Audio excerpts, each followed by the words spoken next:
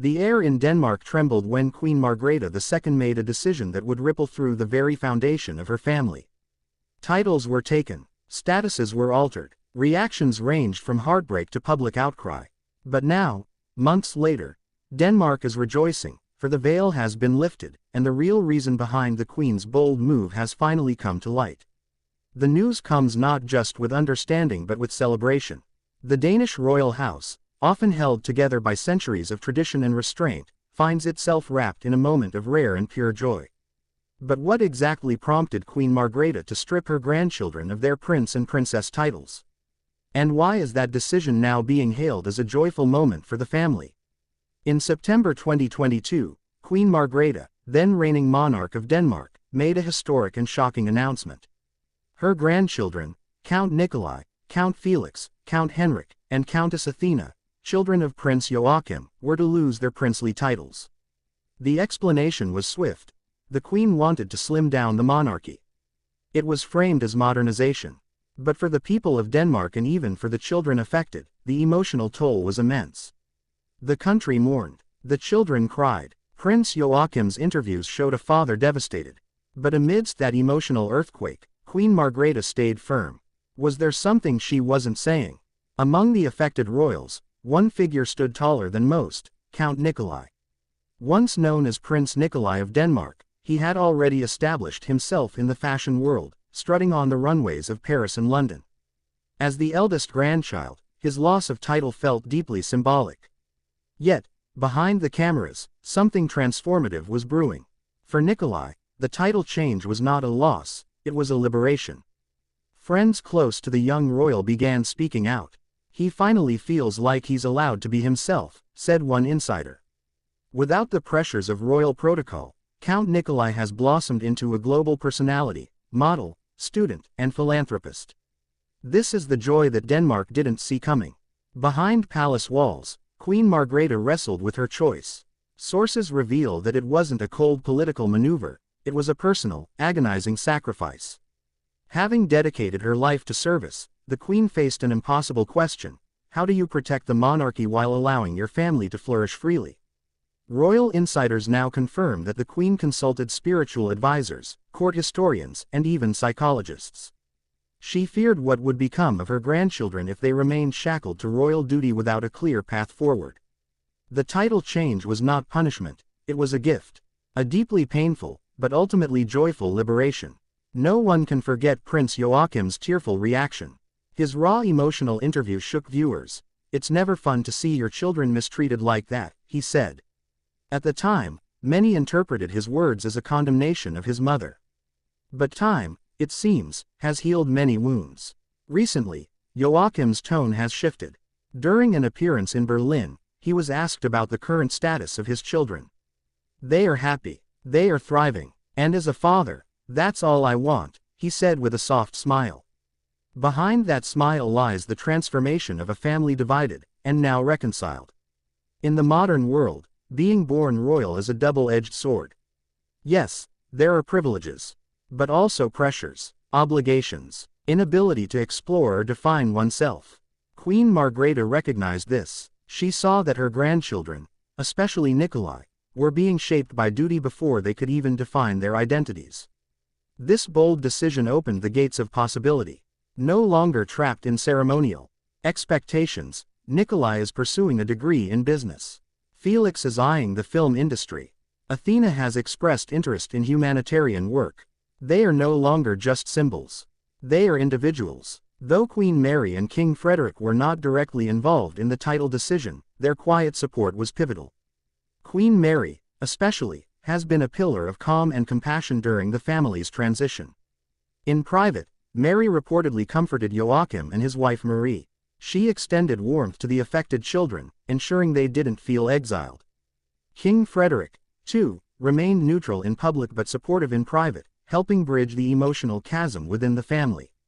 And now, as the children find joy in their new roles, Mary and Frederick are said to be proud of the family's resilience. Months after the initial fallout, Queen Margrethe delivered a deeply personal and emotional New Year's speech. She admitted the hurt her decision had caused and expressed sorrow at the pain her grandchildren endured. "I have made decisions that were never meant to wound but to strengthen," she said, tears visible in her eyes. "For my family, and for Denmark, I have acted with the future in mind." That speech changed everything. Suddenly, the narrative shifted from scandal to strategy, from pain to purpose, and now, from tension to joy. In the days after the speech, public sentiment took a surprising turn. Danish citizens began to reevaluate the Queen's actions. Analysts, columnists, and even critics changed their tone. "She is preparing Denmark for the 21st century," read one headline. Parents began using the story as a teaching tool, how sometimes tough love paves the path to freedom.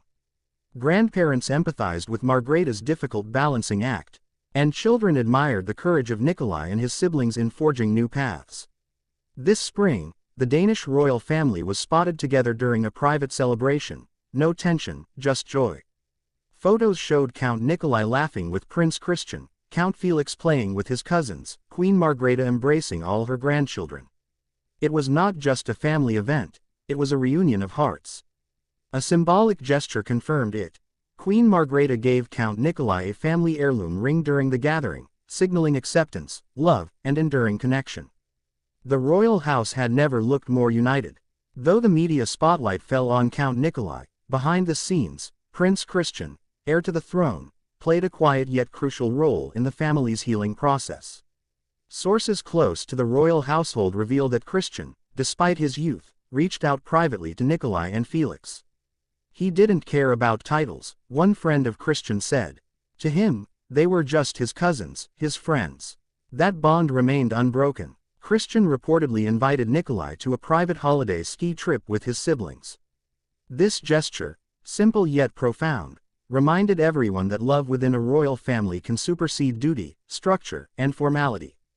Initially, the Danish media lambasted Queen Margrethe's decision, calling it cold, disconnected, and even divisive. Public sympathy leaned heavily toward Joachim and his children. But with time and transparency, the media narrative changed dramatically. Newspaper columns shifted from judgment to understanding. One editor wrote, "Only a queen who truly loves her family would endure such pain to set them free." Major publications like Berlingske and Politiken have since run glowing profiles on Count Nikolai's post-title success, even suggesting he might one day serve Denmark in a different, more modern capacity.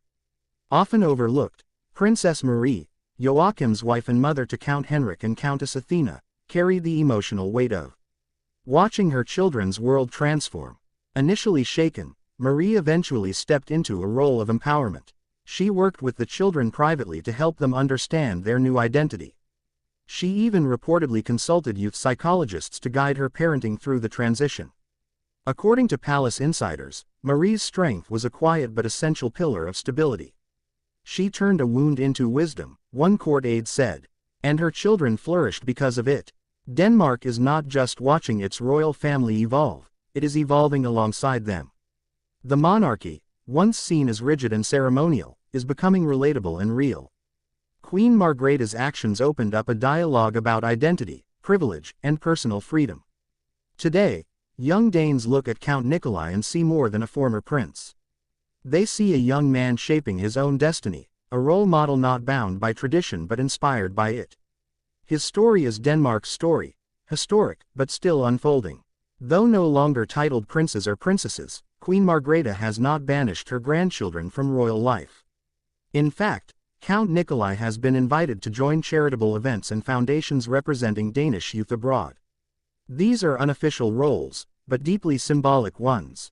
"This shows that titles aren't what define duty," said one royal commentator. "What matters is the heart behind the service." Queen Margrethe's dream of a monarchy that serves without suffocating is coming true, one story at a time. Denmark's royal evolution hasn't gone unnoticed. Royal households from Sweden, Norway, and even the United Kingdom are now quietly reviewing their own structures. Experts say Queen Margrethe's move may inspire a wave of title reforms across Europe.